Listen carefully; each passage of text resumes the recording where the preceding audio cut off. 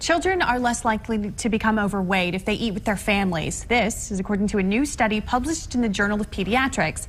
And joining me now to talk about this finding is the lead researcher for the study, University of Minnesota Dr. Jerica Burge. Jerica, thanks so much for coming in. We appreciate it. Tell me a little bit about how this study was conducted. Well, this study is from a study called Project EAT, Eating and Activity in Teens.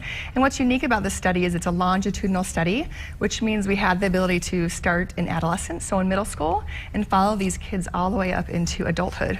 How many kids are we talking about? About 2,300 right in the Twin Cities, so it's St. Paul, Minneapolis school districts. So what did it find besides the fact that families who ate together obviously didn't have obesity problems for these kids later in life? Yeah, I mean, they're just really poignant findings where those kids who had even as few as 1 to 2 family meals per week, when they became young adults, had a reduced risk of obesity of about 45%, and that was specifically overweight. The obesity risk reduction was 50% if they had about 3 to 4 a week.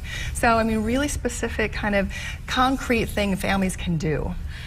What do you think causes that? I mean, is it a healthy relationship with food that is formed when these kids are younger with their families? How is that possible? Yeah, well, it's a great question. We don't know all those specifics yet, but some of the hypotheses that I have is that there's a few things going on. One is you're more likely to probably serve more healthy foods, a fruit and a vegetable probably, if you're taking time to think about a family meal.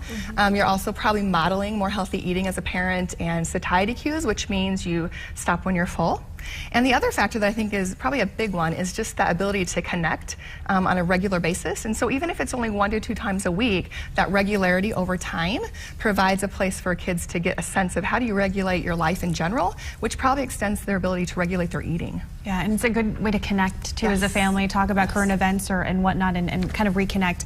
And I think it's fascinating. It's only 1 or 2 nights a week. It doesn't have to be 7 nights a week, because obviously that's probably not realistic anyway. Yeah. Right. Yeah. I mean, there's so few meals, 1 to 2 and even 3 to 4 at the most, was really the striking finding in this. And I think it really allows families to think this is maybe more doable than we think.